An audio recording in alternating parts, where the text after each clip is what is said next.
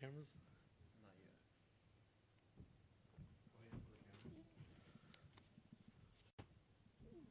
Waiting for the camera. Yeah.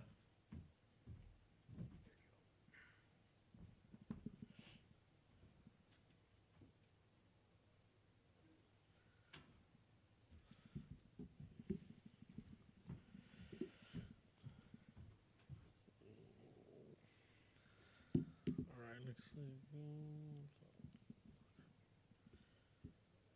All right, cool. Well, how are you guys doing today? Good. All right, cool. At least someone's here. So today I was kind of well actually yesterday I was thinking I was like since it's kind of like you can say my turn, because my brother's always here. I was like, oh, what should I like talk? And then the thing is, so far it's pretty that I like is that Charlene always sends me the link on Sunday. Whenever they're at work, I always put the the preachings in right there at work, so I'm able to kind of like catch up to what they're like instructing and talking about and stuff. And I noticed that Roberto's been talking a lot about the walls of Jericho and Josue and the time where he goes and attacks the city, how there was people inside there to help them out, and that's what he was kind of mostly elaborating with the last ones that I've been able to hear. Because sometimes I'm hearing them, and then something comes out of work, so I got to get out. So I'm always there's parts that I miss and stuff. But so based on that, I was starting to think of what am I gonna talk about that kind of is something similar to what they were saying when about warriors and the soldiers that help with attacking the city and stuff like that. And I wanted to kind of think of something that I was thinking and something that came to mind. And I've always been a big fan of history. I really like history, like when it could come to anything really, but I really do. There's always sometimes there's sometimes parts of the of history that I like to focus on for like a cold week or two. Like there's sometimes where even though I've seen and heard and read a lot about like World War II, there's always like 2 3 weeks within the week that within a month. I mean that I stay just looking at new things, or sometimes during like the French Revolution, or even sometimes during the Russian Revolution during World War One. So like I always like to look at different eras in history, and I always like to focus on them for like about a week or two and try to get digest most of it. And it's just I just like history. I really like the because even here in the United States, it's still pretty new compared to like different parts in Europe. And here in the United States, I barely started coming here within the 16th century, 15th century, and back in Europe, Africa, and all those other continents, they've been around for way, way, way longer. And so our history is still pretty fresh compared to theirs. So I always like to look at their history at that side of the world because it's way longer and it has way more things that happened. And one of the things that I was looking into history was in the I'm pretty sure you guys in school I heard about the Crusades. I'm pretty sure. Does anybody want to say anything about what do they know? What do they remember about talking about the Crusades? What was it about? Or like a very brief. Does anybody have any knowledge or understanding of what it was by any chance? Yeah, it involved war, conflict. Yes.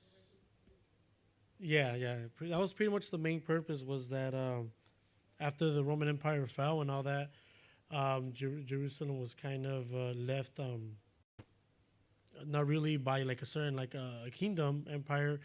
So Christianity kind of had like started spreading already. Catholicism had already spread majority in different parts of Europe, and yeah, the Crusades were pretty much the part where a lot of the Christians, Catholic were wanted to set themselves on a mission to go and recapture Jerusalem, the Holy Land.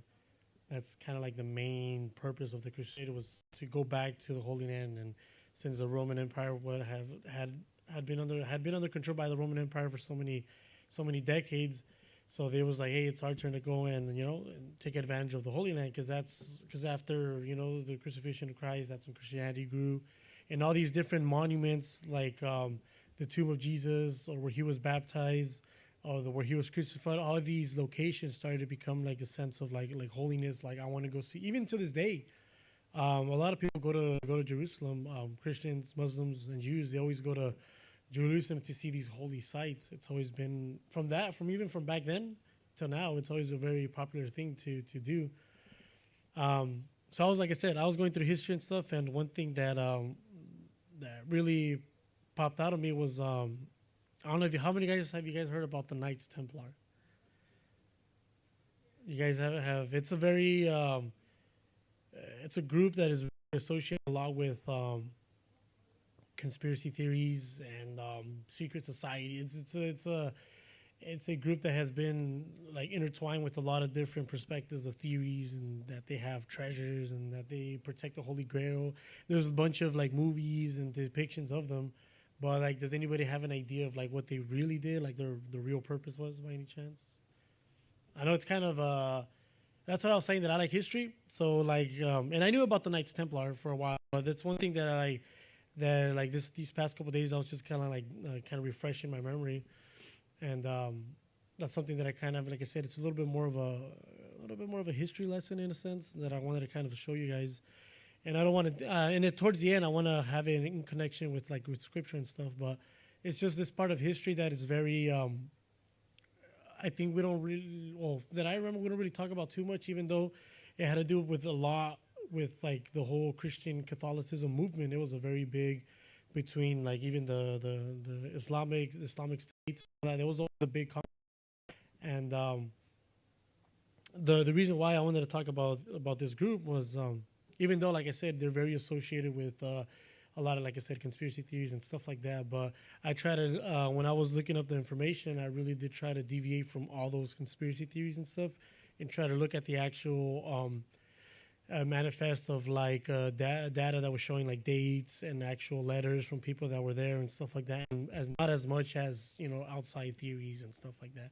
So pretty much what I want to share with you guys, it's what's mostly historically the best it could be accurately, based on like dates and stuff like that, not as much as outside like interpretations about secret societies and stuff like that, because it's a very it gets very connected with it a lot, the Freemasons, and it's a lot of it gets intertwined a lot with that.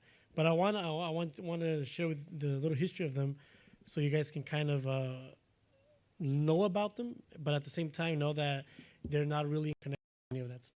So like, you guys don't think that I'm here trying to talk to you guys about some crazy secret society or something like that, because that's not what I want to do. I want to share with you guys the history of it. So now that I told you guys a little bit about the point of the Crusades, right? The Crusades was pretty much to go back and recapture the Holy Land, so like that Christians could be there and look at the holy sites, the Holy Grail, this and all these things that are really popular in culture about the tomb of Jesus and the baptism and stuff like that. So pretty much after usually this started mostly because I don't know if you guys know, but there was a lot of crusades. There wasn't just like one crusade. There was a lot of them that the Christians would capture Jerusalem, and then they would lose it, and they would recapture it, then they would lose it again. So there was always a back and forth war and conflict between the crusades. But the crusade that made it most popular was one of the first ones, and the Templars kind of the initiation of it was mainly with this his name was Godfrey. Godfrey, he was one of the first ones that was there when they first captured Jerusalem. The Christians, you can say, the first crusade, one of the first crusades. And even though he never really associated himself as like the king of Jerusalem or the king of the Holy Land, he mostly tried to associate himself as like an advocate, like a defender, protector. So when we see a history, Godfrey is not really known as the king of Jerusalem. It's mostly known as he wanted to put himself mostly as the advocate, defender of Jerusalem. And then after he died, Baldwin, which was one of the first that labeled himself as the king of Jerusalem, he was one of the first ones that kind of settled in like a kind of like a patriarchy of him being the king, being on top, and then he follows down like any patriotic society does. And then after his time, and then there was Baldwin the second, but they were not. He was not his son. It was completely different person, but they just happened to have the first name. But in history, it's just known as Baldwin the second, not mainly because it was his son, but it was because it was the second king. Then his name just happened to be Baldwin too. So he was the one that kind of first started to notice that when people once Jerusalem was captured by the Christian stuff, a lot of Christians and Jews wanted to come and see the Holy Land. They wanted to come and see the sites.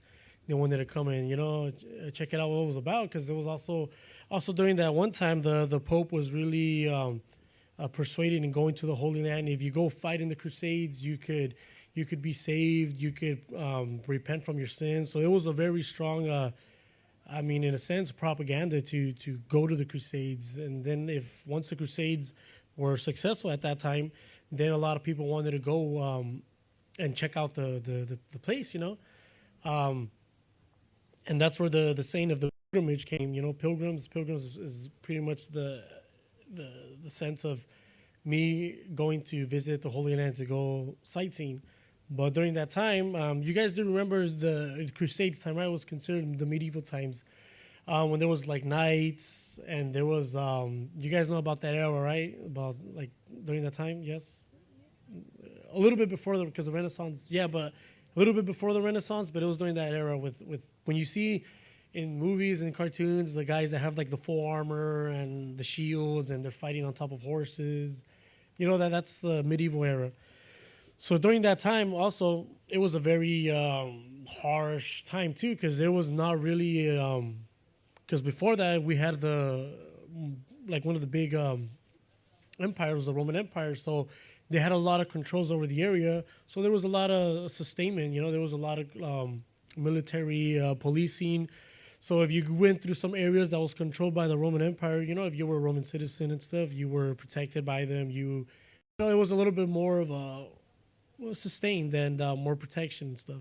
But during this time, there was a bunch of kingdoms. That's when usually the kingdom of like France was already in place. We had England, we had all these other different kingdoms, not just one big one like it was with the Romans. Even though the Romans had captured all these areas, but they were all under the control of the Roman Empire.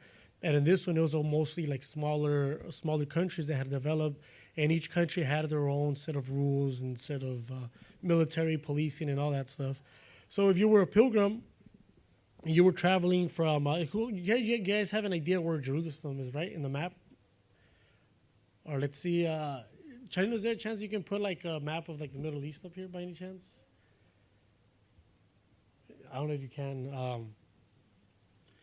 Or just a map of like Europe, just so you guys can get an idea. Yeah, okay. Just like that, you guys can get an idea maybe of how the traveling, the process of going from one place to another, how long it was, and how also the way that you had a kind of that it was dangerous. It wasn't really a like here. For example, we go to Utah. It's just an example. It's a popular thing that we do. We go to Utah to visit our brother over there in Utah.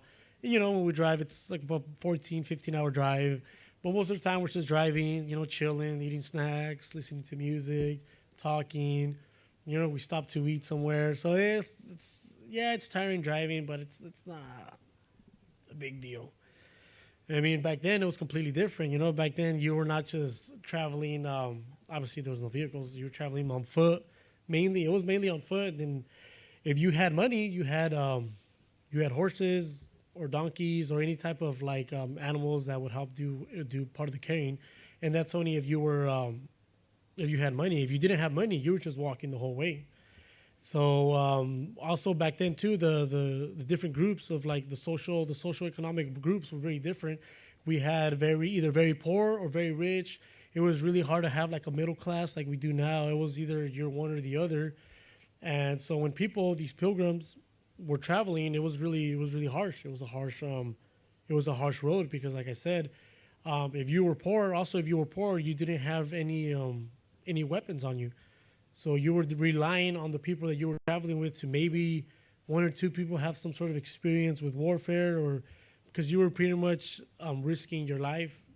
And if you had a family, it was even more dangerous because you had to take your wife and your kids and stuff, and so you had to really be dependent on the group that you were because it was always in groups. It was always, I mean, of course, there was always people that went on their own, but the main pilgrimage was in groups that traveled together. And like I said, if you had money, you were able to buy wagons and stuff like that, so you could carry your luggage. So you had more of a privilege of taking more things with you and stuff like that.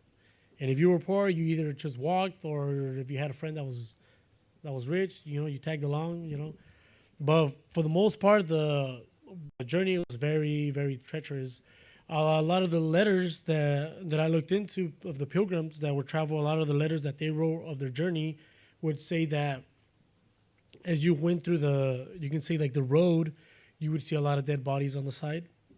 And if you stopped and try to maybe move them out of the way, or if you stopped to try to, because even there were some bodies that were like, had just been killed maybe like 10 minutes before you arrived in that area. So if you try to like maybe bury them or anything like that, they said that it was not worth it, because it said if you were digging the hole to bury them, you were pretty much digging your own grave, because they would just come and attack you and steal you, and that was it.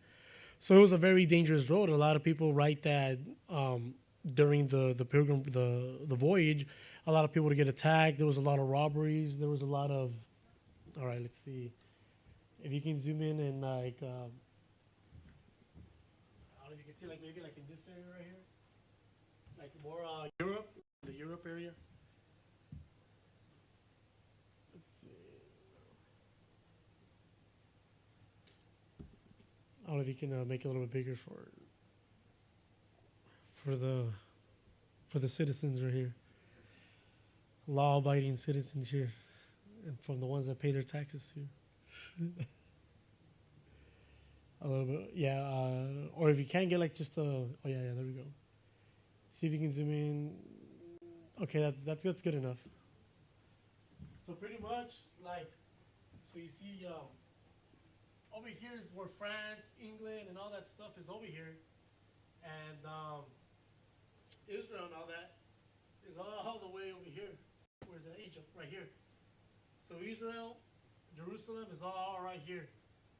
And over here is all where the pilgrims came. So imagine you had to travel all. So this is where you see England, France, Germany, Spain, all these countries. The people, Italy, all these people had to travel through all of this to go to the Holy Land, which is right here. So there was a lot of different routes. You could have gone through here, through the land, through Turkey, or you could have gone through Italy and then gone in a ship and gone all the way. So there was many different ways to go.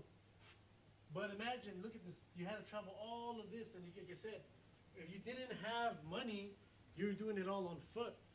If you had money, you had, like a horse, a wagon to carry your luggage. And if you had really money, you could take the shortcut and take a boat. The thing also with the boats is that there was a lot of pirates and stuff during that time too, and that's also another danger to worry about. So during the roads, there was a lot of, like I said, a lot of robberies, a lot of stealing, a lot of killing. So this guy, his name was, he's a French guy, Hugues de Payet. He noticed that when the people were traveling, that there was all these robberies, all these stealing and everything like this. So he went to Baldwin II. He was like, hey, we've noticed that there's a lot of stealing and robbing for the pilgrims, the people that want to come and visit the Holy Land. So, and I mean, even though the Crusaders, they had their own military thing, but they were mostly in charge of guarding the Jerusalem. They had just come out of war, and so they were more in charge of protecting the big cities. So they were kind of asking for security. That's what they wanted: security, private security. So, the Hugues de Payet, he went to Baldwin. He was like, "Hey, man, you think you could maybe give me like a small force of some kind, or give me the authority to be able to gain a small force and help protect these pilgrims?" And he and Baldwin, he did, yeah, go for it, man. Like, yeah, that sounds like a good plan, you know, like yeah, we've seen that a lot of the people that come, they talk about how their travels they've not been the best, and we want, and the like I said, the initiation was great. We want people to come and visit the Holy Land to check out these places, but we know it's a dangerous and treacherous road, so we do need some sort of like security. And so Baldwin gave the approval, and then so then he had a couple of men with him in the beginning.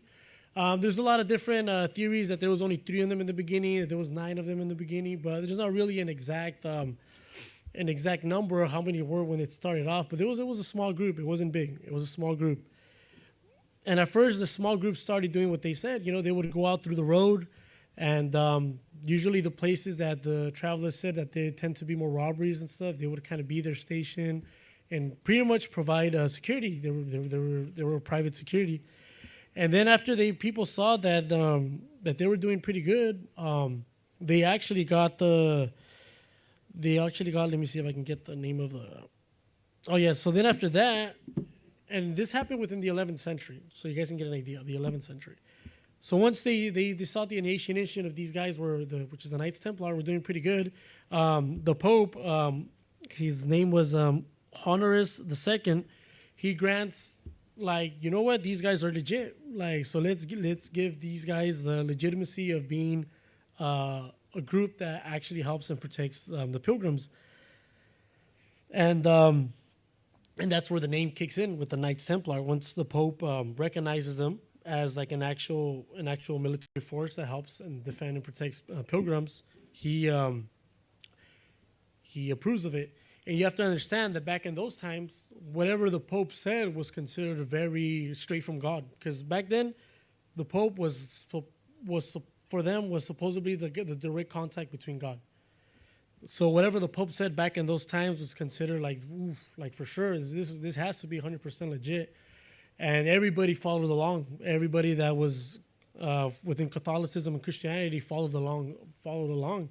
And so pretty much they would have, it's like if here in the U.S., we have like a small group and the president's like, oh yeah, these guys are legit. So, yeah, you know, the legitimacy is like, oh damn, yeah, for sure.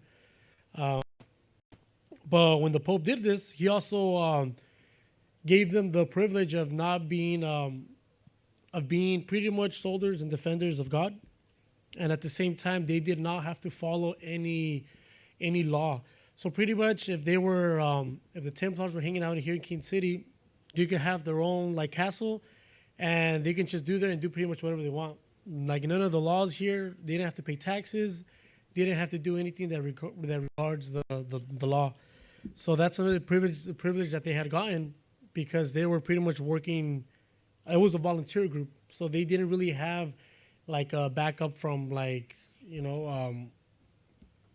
Oh, I'm going to give you guys the money and you guys build like a company and stuff like that. No, it was all volunteer work. So after the Pope does that, then everybody's kind of like, oh man, these guys are legit, like, or like 100%. These guys are, so everybody kind of wanted to be, not everybody, because, yeah, let me rephrase that.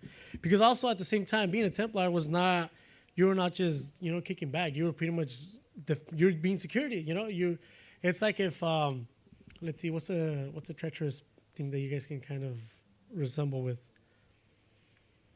What's something you guys recognize that's like dangerous to go to or dangerous to be around?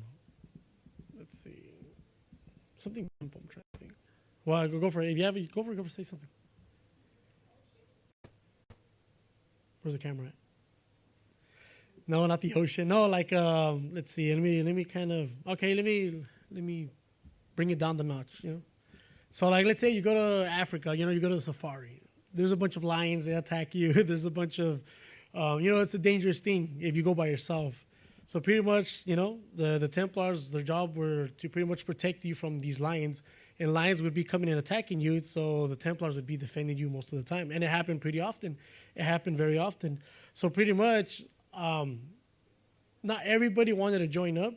But at the same time, since the Pope had granted them the legitimacy, some people saw it as a way of great like honor and privilege to be part of these guys, because the Pope had legitimized them.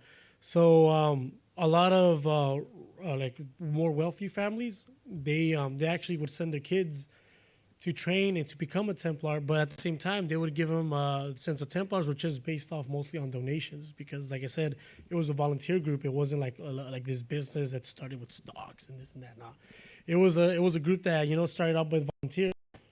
So when people started giving these, if you want to know, I'm pretty sure online you could find of a with his armor and stuff, just so you can image up there look like. Just so they can have it as a reference in the background. Like an image of a Templar knight, like a soldier, like a knight, just so they can be as a reference. So like I said, yeah, these guys were like volunteers. So once the Pope legitimized them, there were a lot of the wealthy people wanted them to their sons and to join, because, like I said, it was like an honor, but not everybody wanted to, because at the same time it was a very, very dangerous job, and not all the Templars were fighters, warriors, knights, because you also have people that helped out. The squires. The squire is the one that helps cleans the armor and gets the knight's armor prepared and ready. That's what a squire is. So a lot of the younger kids were squires, and there was people that helped them in their hospitals, because back then too there was a lot of hospitals for the pilgrims that they were attacked and stuff. So you can kind of say that the Templars kind of worked well with the hospitals, because they kind of helped each other in a sense, but they were completely different in another way too. So the group is slowly starting getting a little bit like bigger, started getting bigger, way more popular, and they were doing their job pretty well. And eventually, with time passed, the Christians lost the Holy Land with this great Islamic king. His name was Salah ad-Din. He was one of the main warriors king that took away the city from the Christians. And Salah ad-Din had a lot of he disliked the Templars a lot. He really did, because they caused a lot of trouble for him when they would defend and doing this. So Salah ad-Din really did dislike the Templars, and after he one of the main things that I also want to point out about them before I get a little bit more about their downfall is that, let's see if I guess I ain't got a picture yet, but so I don't know if you guys if you get the picture of one of the main way you label a Templar Knight is because he either had a full white robe with the red cross, and for the higher ups, more higher ranking, they had the black robe with the red cross. And the point of the cross was that it identified cross as the Christianity, and the red was because they were going to give their blood in battle for the work of God. So that's why it was a red cross, because they were giving out their life, their blood. They were shedding their blood in the name of God to protect and defend the pilgrims. So that was the significance of the red cross in their uniform. And during the time that they were defending and protecting, some of the letters that some of the Islamic and the Muslims that were fighting them against, we find a lot of them that they said that these guys were really hardcore, that you can kind of see them now as maybe back in those days, you can kind of say like the Navy SEALs, the Commandos, the Green Berets of this era, like really hardcore. So a lot of people feared them in a sense. When all the Templars are here, it was kind of like a ground shaker. Like, oh man, those guys are here. Like oh, we're in trouble. And a lot of the letters that some of the Islamic and Muslim soldiers wrote was, oh yeah, look, there we go. So that's kind of like the Red Cross. You see it. Like I said, those were most like the regular soldiers, more like the Red Cross, like I said, it's a defender of the people of Christ, and the red identifies that they're shedding their blood in battle for Christ. So that was the insignia that they related with. And like I said, there was some that had the black robe with the Red Cross, and that was just that they were more higher ranking. But that's like the practical image of them. And you also have to understand too that, I don't know if you've seen a lot of, back then to get armor like that, it was also very expensive to obtain armor and weapons and stuff like that. So like I had said, that a lot of people gave one of their sons or people that they knew to join, they would also give out donations. And with those donations, that's what they build their armor and their stuff based off of. all these donations. And there was a time where they got a lot of donations, a lot of people, and that's why they were able to really. That's why they were also very, very effective, because they had really high sense of armor and weapons and stuff like that because of these donations. So they were also high class. They had the top notch of weapons and stuff like that. So that's why I consider them to be very similar to like the Navy SEALs and Commandos, because I mean the Navy SEALs and Commandos, they use, and Green Berets, anything you can think of like top tier military groups, is they use the top of the grade military equipment, and that's what these guys did in a sense. They used top notch gear and equipment, but because of their donations. And another thing that like I was saying, that a lot of the people refer to them as really hard to kill and hard to defeat. So there's this one letter that during the conflict with Salah ad-Din, that this guy, this group wrote that they had captured a group of Templars, and that they were face to face with another group of Templars. So we had the Muslim Islamics right here, and then we had the Templars over here, and they had captured a group of them, and they told them, "Hey, surrender, and we won't kill all these guys. We won't like behead them." And the Templars did not. They're like, "No, we're gonna fight you regardless if you kill them or not." So they actually ended up killing all the ones that they captured in front of the other Templars, and they thought that by doing this, they would have like, oh, they defeated them, or they were like, oh no, stop. But no, because in their insignia was that they were going to give their blood for the work of God. So they were really fundamental on their beliefs.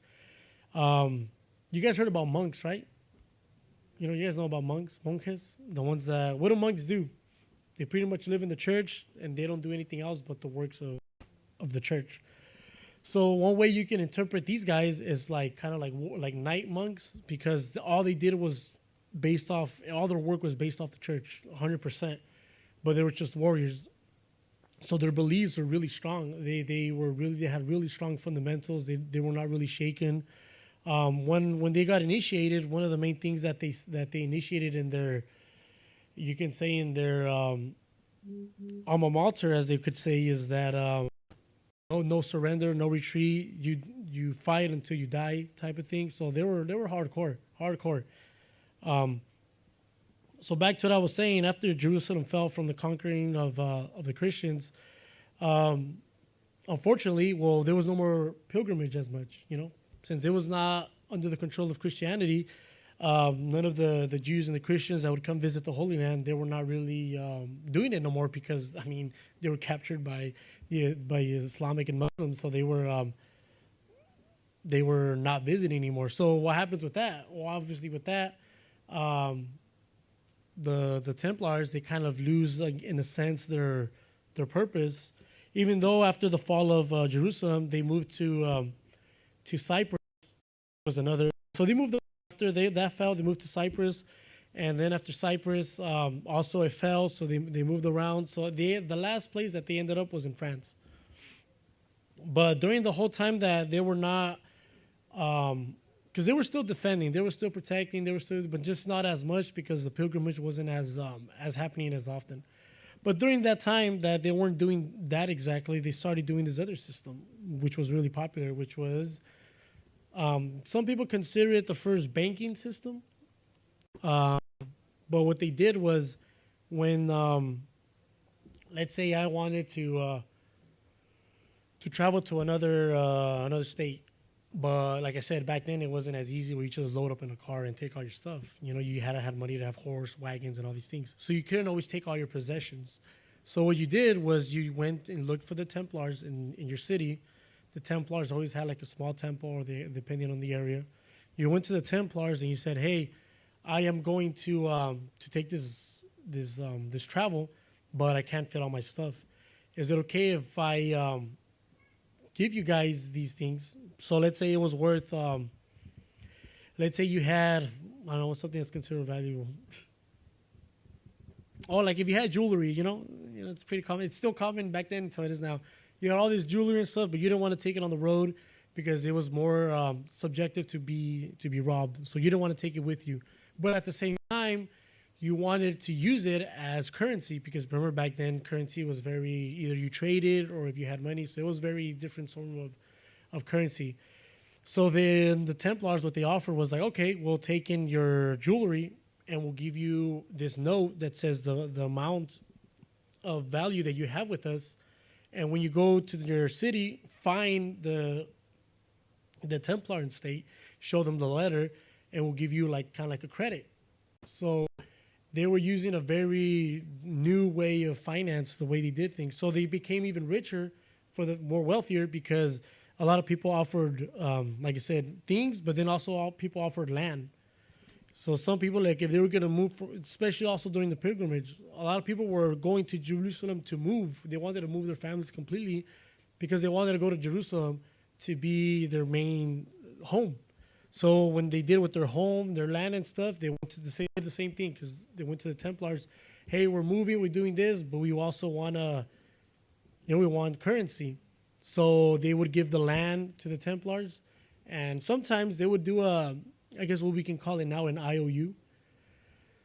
We give the land, they give us like an IOU type of thing. So they would leave, and then obviously if they come back, they give them back the IOU, and then they get back their land. Kind of like a pawn shop. There we go. That's kind of like a little bit better, like a pawn shop. If you guys know what a pawn shop is? No? Pretty much is a pawn shop is like, let's say I have this phone, and I need $500. So I go to the pawn shop, I give them my phone. Hey, this phone is worth $500, but I need the money. So they take the phone for you, and they give you the $500. And then you have to eventually pay it back. Once you pay back the $500, then they give you back your phone. But then they, some places charge interest, and that's how they make their money. Interest is pretty much like, when you get older, but pretty much interest is you're paying them for letting you borrow the money, pretty much. So that's what kind of like they were doing in a sense. They were doing, that's like an easy way to can understand. That's what they were doing. So they became wealthier. And you have to understand that sometimes when they did that, people went on this pilgrimage, and sometimes they died on the way, disease, or were killed off. So what happens? So the person dies. So when the person dies, who's going to take over their land or stuff? They're dead. So then the Templars would take ownership of it. But it was part of the agreement. That was pretty much part of the agreement. We go over there, and if they died, even if it wasn't land, if it was land, it was possessions, jewelry, whatever it was, if the person had died in the process, obviously they can't come back and get it. So the Templars would take ownership. But it was part of the agreement. What's that? It was part of the agreement. So as you can see, the Templars got this strong wealth, and now it wasn't really because they were taking or stealing or anything like that. It was because it was just the way the system worked was just really helping them. And you also have to understand that they were not under any law. Like I can go to a city and build my headquarters there with a group of Templars, and no one can tell me anything. I don't pay taxes. I don't do anything. But at the same time, you had already gained a reputation. And this is what I want to kind of get at, is that the Templars had already gained a reputation of being this righteous group that fights for the church and is really straightforward, and they have strong fundamentals, and they're, like I said, basically monks. And so a lot of people looked up to them in the sense that they're holy. That's why if you see a lot of references like, Templars, like, it's considered like holy, like very, like even like their music back in the day, you can even look up like Templar music, and it's mostly like Gregorian chant, very like holy and very monastery type of thing. So they were looked up as very righteous and straightforward and truthful people. So that's why a lot of people embedded their trust, their possessions, their land to them, because they had this reputation that they were not corrupt, that they were not in any sense bad. And remember, even the Pope had given them the legitimacy. So even with that, it's kind of like it came straight from the Pope. So this is for sure these guys are legit. So that's why they got, one of the reasons why they started gaining a lot of wealth was because people entrusted them. They knew their reputation. Even after they left Jerusalem, their reputation had preceded them from defending, protecting pilgrims, and doing all these things. So they had gained this great reputation of being these great warriors. Not just warriors, but also truthful, monks, righteousness, anything, the most holy you can think of, as in back in the day, because like I said, back in the day, the way things work were very based off whatever the Pope said or Church said. It was really hardcore. Even though they have a bunch of other stuff that wasn't the way it should be, but that's different. That's a different thing. But when I'm focused, it's just the Templars. So after they had, let's see, I'm already running out of time. After they got all this wealth, it was almost like 200 years that they were from when they initiated towards kind of like where it started falling down. So pretty much the way it started falling down was mainly because of let me see if I can find it. So pretty much there was this time where the Crusades had already kind of been done. There was no more Crusader states, cities. So the Templars were pretty much at this point, 200 years after the initiation, the Templars were pretty much just doing their own thing, as in collecting the finances, and they had like a worldwide finance in that era. They didn't just, because they were mostly based in France, they didn't just have it in France. They had it in Spain, and they had it in Germany, they had it in England, they had it all over. So it was like a big organization because, like I said, it was legitimacy by the Pope, so that gave them the very credibility that they needed. And so during this time, there was this French king. His name was King Philip I believe it's the fourth. And in the year of 1307, which was like pretty much 2 decades after they initiated, and this guy, he was fighting wars. Back then, France and England were always in conflict. They were always fighting. So this guy was in debt. And it's well known to say that they were largely in debt with the Templars, but there was other places that this king was in debt with. But for sure, the Templars was one of the main ones that he was in debt with. This French king, King Philip the Fourth, I believe. So after this happens, the Pope's kind of like, hey man, I need money. So I don't know if you guys have heard. Sometimes my dad preached about how the Jews were always expelled from these countries. Like in Spain, the Jews were expelled. Well, in France, this guy, King Philip, expelled the Jews because he said that, and like I said, it comes back to how we always learn and we always talk about the Jewish people, how at one point or another, they're always a group that's always doing well financially, and they tend to get always blamed on for that. So the Jews in that area in France were wealthy. They were doing good for themselves. So King Philip, he was like, hey, you know what? Let's kick out all these Jews, man. They have a bunch of money. Let's kick them off. We'll take their land and we'll take their money. So he did that. So King Philip, he went and kicked all the Jews. He's like, get out of France and we'll take all your land and we'll take everything. And he kicked them out. The reason he kicked them out was because he wanted to use their finances to cover up his debt. Well, as you can see, that didn't cover up his debt because it was a bunch of money that he was in debt. He didn't cover up his debt. So he was like, man, what do I need to do now? And then back in the day too, I can't remember the direct name, but there was this other group of knights that were always kind of butting heads with the Templars because, like, remember I said, the Templars, they were doing their own thing. They were not under no king. They were not under no, it was just them and the church. So these other knights didn't like that. This other group of knights, military, didn't like the fact that they could do whatever, well, not really whatever they want. That's the wrong way to phrase it. They were not under the law, so they didn't have to follow these rules that they had. So they didn't like that. And they always bump heads with the Templars. So King Philip, he was kind of like, hey, you know what? The Templars are rich. They have a lot of money. They have a lot of land. They have all these things. And that's where the famous, like I said, I don't want to get into it, but just so you guys can get an idea where it comes from, that's where the famous hidden treasure of the Knights Templar comes in, because they had a lot of riches during that time. And that's why it's really popular, like, culture that says that the Knights Templar had this hidden treasure and stuff like that. So the King Philip, he was kind of like, hey, you know what? I need more money to pay off this debt. And these guys, they have a lot of money. They have a lot of riches, land, and they're like, you know what? Yeah, let's get rid of these guys. And even though he was very well known with the military group at that time, the ones that were butting heads with the Templars, he kind of like made a deal. Well, at first he was trying to unite them, and by him uniting them, he would have taken the wealth from the Templars because they would not be under they would be under his law now. Oh, let me take out my jacket real quick.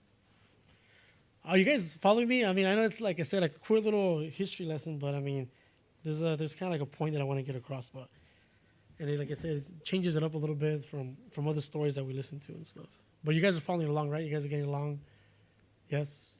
Okay. Like that, you guys can actually, oh dang, I know something that I didn't maybe know before. So then after that,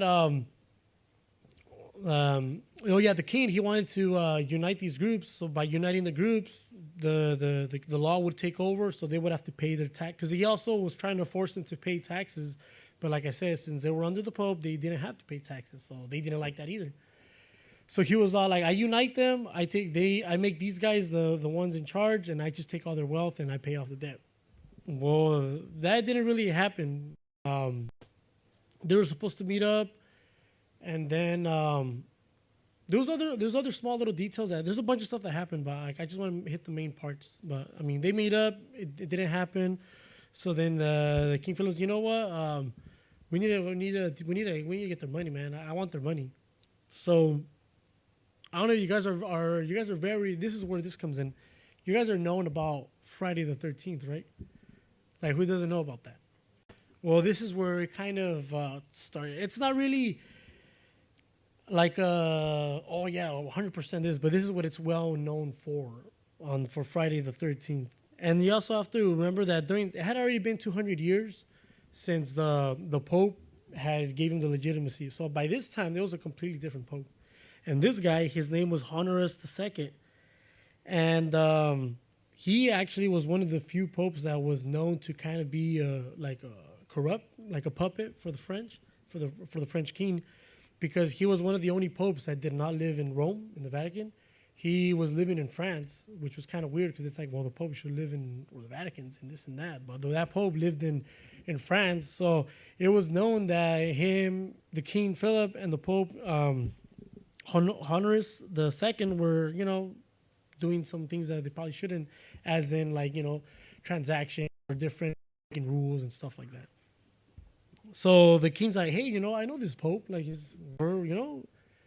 he scratches my back, I scratches his back. So he kind of talked to the Pope, and he's like, hey, like I need money, So how about you back me up and I try to get rid of the Templars? And the Pope's kind of like, well, I mean, it's more like my matter because I'm the Pope. But I mean, he's like, well, yeah, but I need the money. And their base of the Templars was based off in France at that time. But he's like, they're more in my country. So the Pope kind of like, all right, cool. I'll like turn the other way and won't look. So the king, remember King Philip, he sent an arrest for all the Templars. And this was on Friday the 13th, October, Friday the 13th. And to get the exact date, it was, let's see. Let's see, Mr. I figured this out. Oh, it was the 13th century, 1312, October the 13th. So that's when this king sent out the arrests for all the Templars, and that's why it's known as Friday the 13th, or pop culture. That's where the famous thing came from. Like I said, it's not like 100% deep rooted, but that's what it associates around with. So when this happens. Well, the Templars were completely unaware. They were kind of like, hey, man, we're part of the church. Like we already have these set of rules. We've been doing it for like 200 years.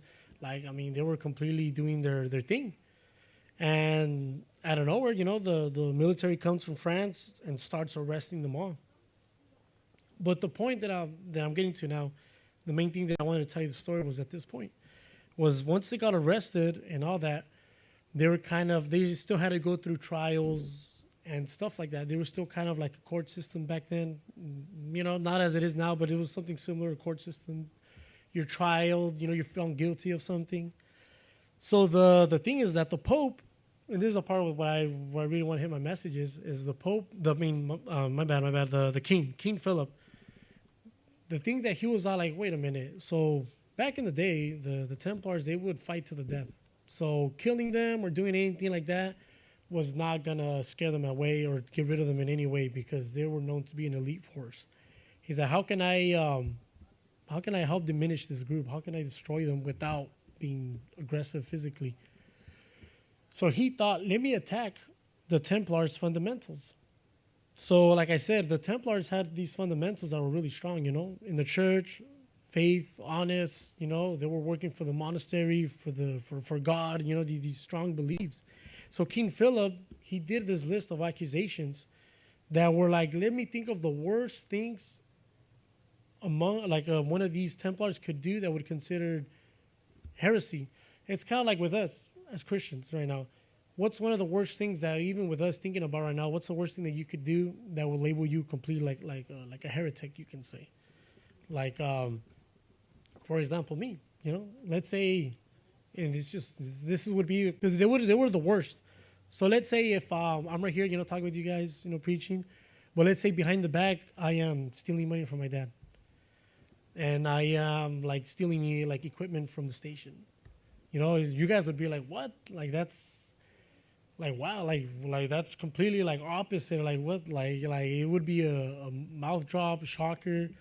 Like if I was doing something like that, or let's say that I was when I would travel to Africa or stuff like that, I would be stealing from the brother that takes us, like on the low. I would be, trying to seduce other people's women from the churches when I like anything that you can think of at this moment that would be considered the worst. So this is what the king did. He's not like, let me write a list of accusation that goes against all the stuff that they believe in, and let me accuse them of it. Let me accuse them of all these things, so he could destroy their. Because in reality, in a sense, the Templars were a brand.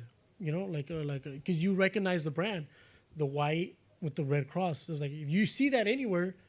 All those are the Templars. Kind of like right now, you see a Gucci bag, you see Gucci, oh, that's a Gucci bag. You see the LV, oh, that's a Louis Vuitton bag. Like, oh, money. You associate, that's branding.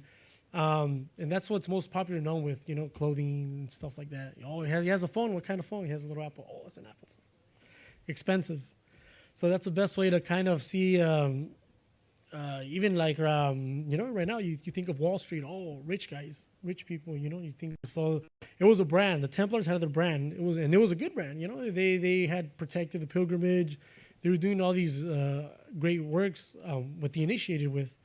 I mean, even though in the end, it did change from their purpose of defending pilgrims because, like I said, the city was lost. So their purpose changed a lot from when it first initiated. And I mean, you can't really be like, oh, well, they didn't do a good job. Well, a lot of people accuse them, oh, they didn't do a good job because if they did, the Jerusalem wouldn't fall in. But like I said, there's a bunch of other details in between that we don't have time to get into. But of course, that's one of the main things that, the purpose from defending pilgrims to what had happened 200 years later had changed a lot, and because of obviously there was no more pilgrimage. So what I'm getting at is like, so the king does all these accusations. So he's like, let me destroy their brand. Let me destroy their morality. Let me, even though it wasn't true, but let me write these accusations. Let me pay some people to do these false accusations as witnesses and stuff like that. So let me destroy their brand. Let me destroy their fundamentals. And that's exactly what happened. In France, in Friday the 13th, they got all arrested. And there was not even, it wasn't even a fair trial because they didn't even let them really speak or anything like that. And the people that were denying it, like, no, I never did that. Because they were saying a lot of, I don't want to get too into it, but they were accusing them a lot of like sexual immorality and like a lot of the worst things that you can think of. And when they would be denying it, they were like, no, you guys did this. And like, no, we didn't. So they started in France. They started torturing them.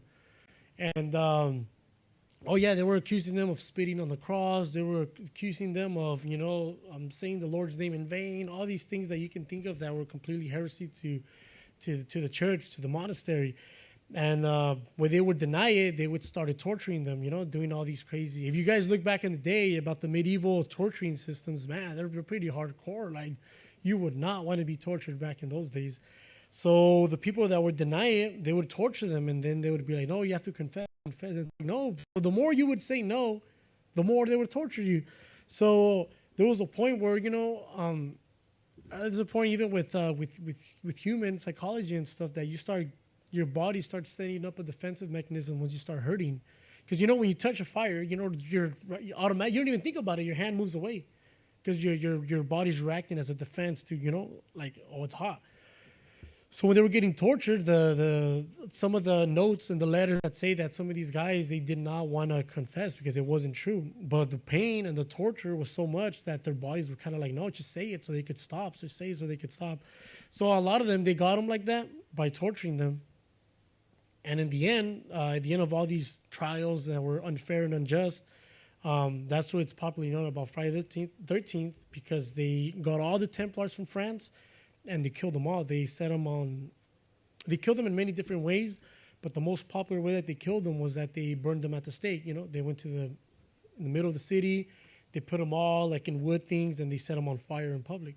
That's the most popular thing. And then one of the last, so in the Templars, you can say like the chieftain, the main head, the last one, his name was let me say again. Oh, the last Grandmaster. His name was, oh man, it's French, so let's just Jacques de Molay. That was the last Grandmaster. Well, before he got burnt, he was all like, like, I am free of all these sins. I didn't do any of this. So he asked him, when you burn me, don't burn me with my hands tied behind my back. Burn me with my hands tied in the front, and I want to kneel and pray to God that that forgive you guys, because I did not do anything wrong. And let me see if I can find the quote that he said real quick. Give me a quick second. Let me see if I can find it. Oh, here it is real quick.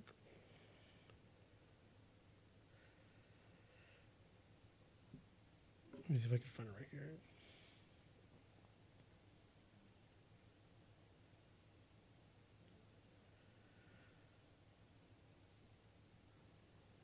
So pretty much he said, yeah, it's like I said, it's a little, for us, because the language back then was different, but his last words were about the Pope and about the king. He said, Pope Clement, Chevalier, Guillaume de Negret, King Philip, and he says this, I summon you to the tribunal of heaven before the year is out.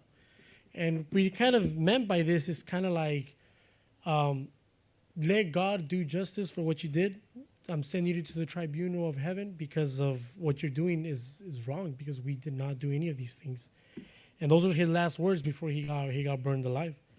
And funny enough, throughout the years, King Philip, after he did all this with Templars and took their land and their money, well, they couldn't take the funny thing that when the King Philip, when all the Templars were killed in France, and there were still Templars outside of Europe, and he had sent inquisitors. Inquisitors are people that pretty much persecute and try to capture you.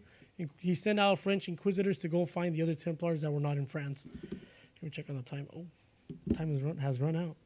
I'll try to conclude as best as I could.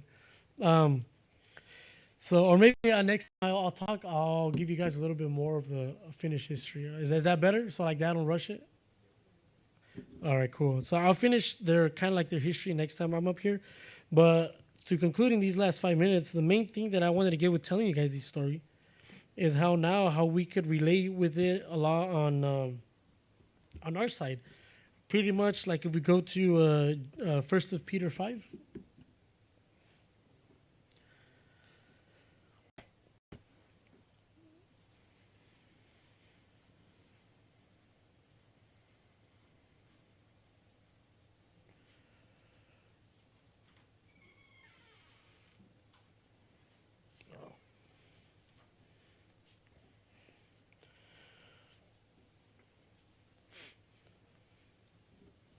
Give me a second. I was looking at the Spanish Bible. Let's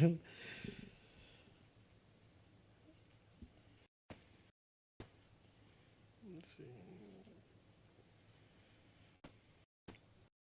Was it 1 Peter 5, right? That's what I said. Chapter 5.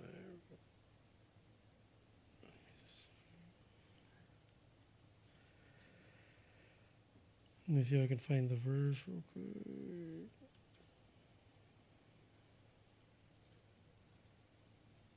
Oh, I think it's. No, I think it's a different verse.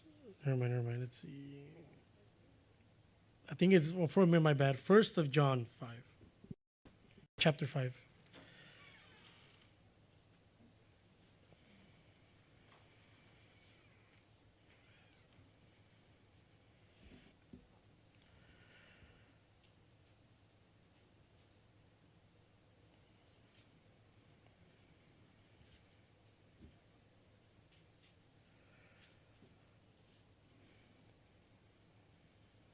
You guys got it?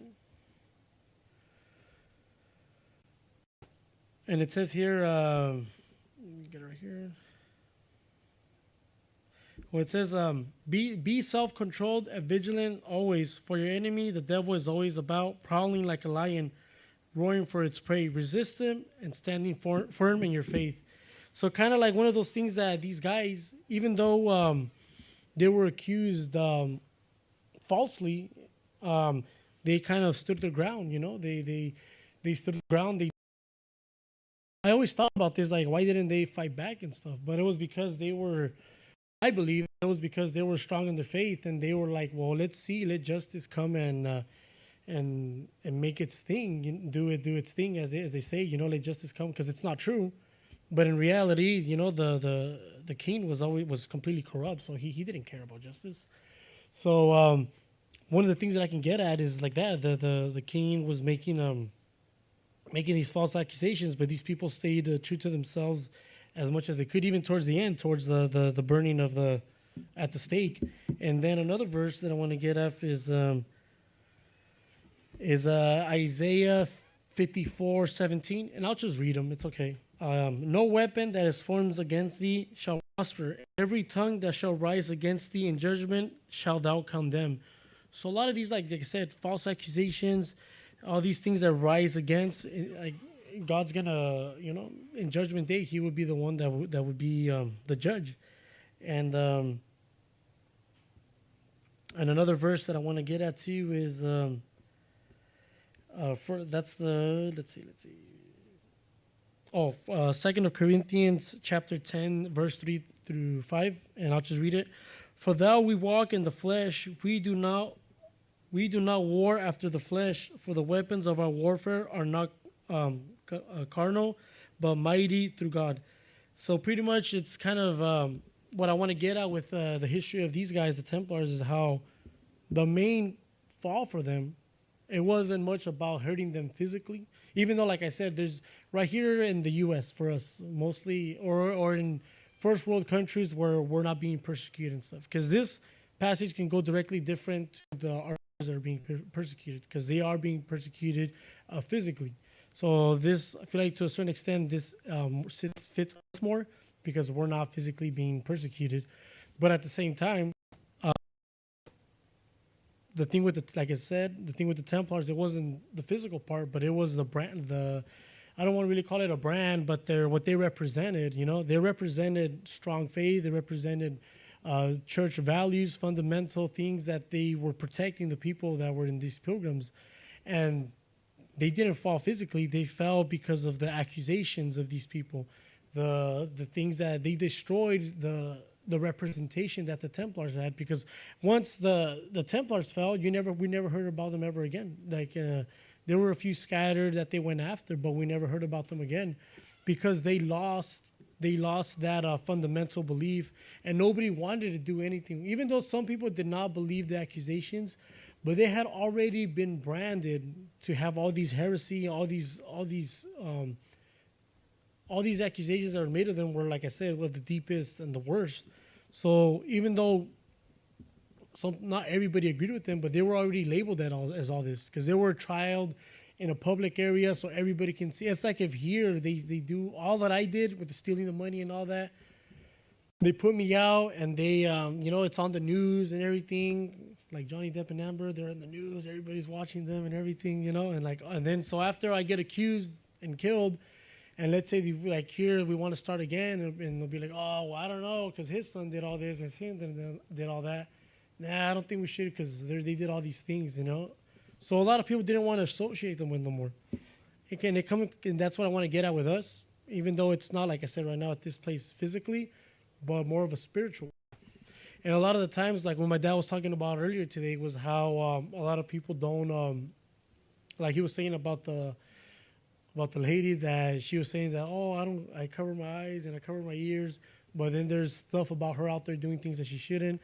So in a sense, that's where I kind of want to connect how the Templars, unfortunately, like I said, it was the representation that was destroyed for them, and that destroyed the organization. And I feel like for us, it's kind of like the way we represent ourselves. We are our own. We are our own destruction sometimes, because in the end, it's not even like other people that are per se accusing us in a sense, but it's kind of like us that we do it to ourselves. We are fighting like a spiritual battle, spiritual warfare. So sometimes we do it to ourselves. We destroy our own representation of what we follow, what we are based on, and then, and like my dad said, you go somewhere. Once people know that you go out and do all these things, you destroy that representation of being like a Christian. So people don't take you seriously no more. People don't follow your faith or your church as well anymore, because they're like, oh, well, how is this guy going to be doing all these things? And he goes to that church. Maybe that church is not even correct. So you don't just destroy us, but you also destroy the representation of wherever you congregate, and that's what I kind of wanted to get with the story of these guys, is that, I mean, guys, and I think it's very unfortunate too, because I really do sympathize for them, because it's kind of like they started off at this. I mean, they were helping, protecting people that wanted to come to the Holy Land and check out these sites. They weren't doing it because they were getting paid or anything. They were doing it voluntarily. Of course, with time, donations came in, a lot like how we are at church. A lot of us, we go based off donations, offerings. That's how we work. We're not getting paid, we go based off donations. And I mean, like I said, this is a whole long conversation that, of course, there's other churches out there that take advantage of people, and that they take donations and they demand. And so, that's another topic that's also correct. But in the pure and most innocent way, is taking donations to help support the movement.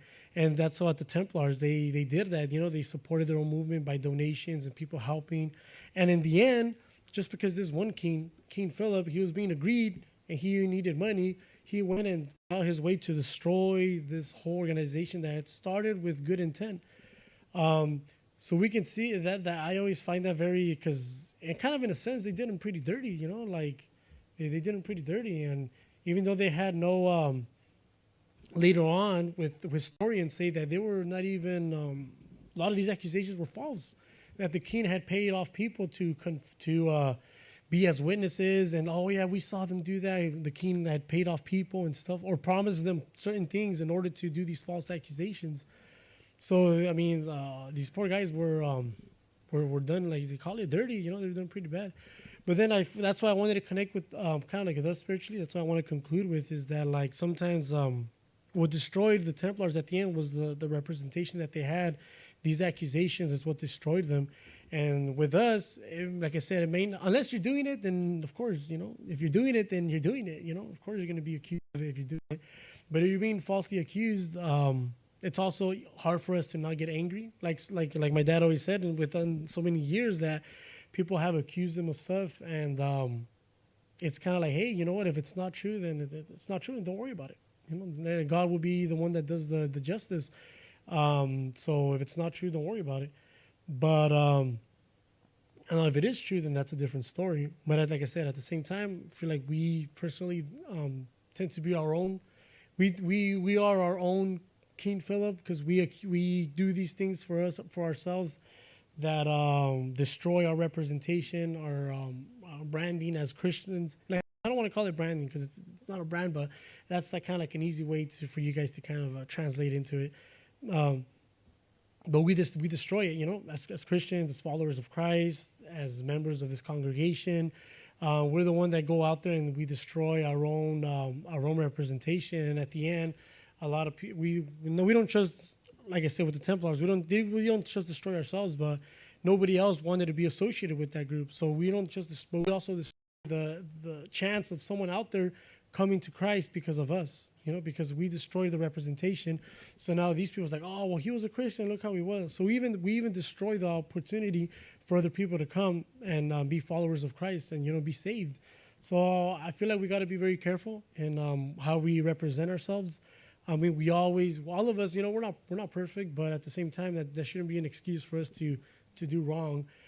The point is to try to be perfect, and on the path to be perfect, you get mad at yourself for not being, and it's kind of like a psychological way to look at things. But we always have to try to be the best I can to represent our faith in a good way, and I'll next time I'll talk, I'll probably try to elaborate towards like kind of like the official end of the Templars, even though it was very unfortunate. And like I said, a lot of stuff is connected with them with like the treasures and that they were doing these crazy things, But like this is a part that's more historically accurate. Like I said, I spent a lot of hours yesterday because I had a lot of hours to spend at work. But don't tell my boss. I was looking at a lot of research, and listening, and to podcasts and stuff like that, and try to look up dates and things like that to try to find the most accurate form of these guys. Because, like I said, there's a lot of different interpretations that different conspiracies that people have. But I try to come with this information as best as I could with like historical facts and not as much as different like opinions. More like try to stay with the facts. But yeah, I think that's it. Hopefully, I didn't confuse you guys too much. Hopefully, you guys were able to follow along pretty well. I know it's a lot of information. Trust me, even there's a lot of stuff that I left out about different occurrences that happened throughout those 200 years or so. But even me, when I was listening, when I was getting the information, I was like, oh man, this is a lot. Like, but I try to keep with the most popular sense of them. Hopefully, you guys were able to understand it. I mean, were you guys able to understand it? Yes, no. Yes, at least one person. What about you, Nasa? I don't know. You seem kind of like you want to say something. You're able to get it? Yeah, you're good? Oh, yeah, for sure. You're translating, huh? Yeah, for sure.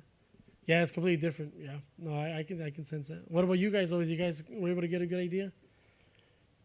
Yeah. No, that's okay. I mean, you're honest. It's cool if you were kind of más o menos. But like I said, it's a part of history that is very, like, kind of brushed upon. But hopefully you guys were able to see the connection between them and what I tried to say at the end with like spirituality. Hopefully you guys were able to find the connection. And well, I think that's it for today. If you guys want to stand up, so we can do a quick prayer.